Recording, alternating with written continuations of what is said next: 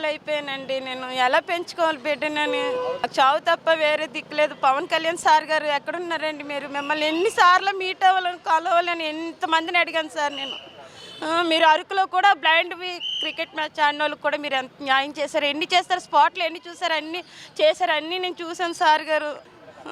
నన్ను దయచేసి నన్ను చూడండి సార్ గారు. ఎన్నిసార్లు మిమ్మల్ని కలవడానికి ఎంతమందిని అడిగాను సార్ గారు. నేను పోలేదని భర్త చనిపోయారండి. బాబుని పెంచుకోవడానికి కూడా నాకు దిక్కులేదు సార్. నాకు చాలా అప్పుల పాలు అయిపోయానండి. నాకు చావు తప్ప ఇంకా దిక్కులేదు సార్. నేను ఎంతమందిని అడిగాను సార్ మిమ్మల్ని కలవడానికి. సార్ గారు ప్లీజ్ ఎక్కడున్నారో కొద్దిగా నన్ను చూడండి సార్. అదే సార్ గారు, మిమ్మల్ని మీరు చేసినవన్నీ నేను పేపర్లో టీవీలో చూస్తున్నాను సార్. మొన్నే మీరు అరకులోని సీతారామరాజు ఏదో అన్ని దాంట్లో మీరు వాళ్ళకి ఎంత స్పాట్లో ఎన్ని చేశారు అన్నీ చూసాను సార్ గారు. నేను వాళ్ళ ఇంటికి ఎన్ని సామాన్లు కావాలి అన్ని సామాన్లు కూడా మీరు కుక్కర్లతో మంచం ఫ్యాన్లు అన్నీ మీరు ఎలా స్పాట్లు ఇచ్చారో అన్నీ చూశాను సార్ గారికి. నేను ఎలా కనపడాలి సార్ గారికి?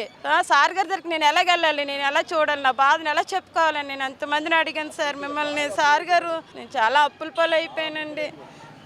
భర్త కూడా చనిపోయారు, పోలేదండి సార్. బాబుని పెంచుకునే దిక్కు లేదని సార్. తినడానికి కూడా చాలా కష్టంగా ఉంది సార్ గారు. నాకు చావు తప్ప వేరే దిక్కు లేదు సార్ గారు. చాలాసార్లు మిమ్మల్ని కలవాలని మీ జనసేన పార్టీ వాళ్ళు చాలామందిని అడిగాను సార్ గారు. సార్ గారు నన్ను అర్థం చేసుకోండి, నన్ను చూడండి సార్ గారు కొద్దిగా.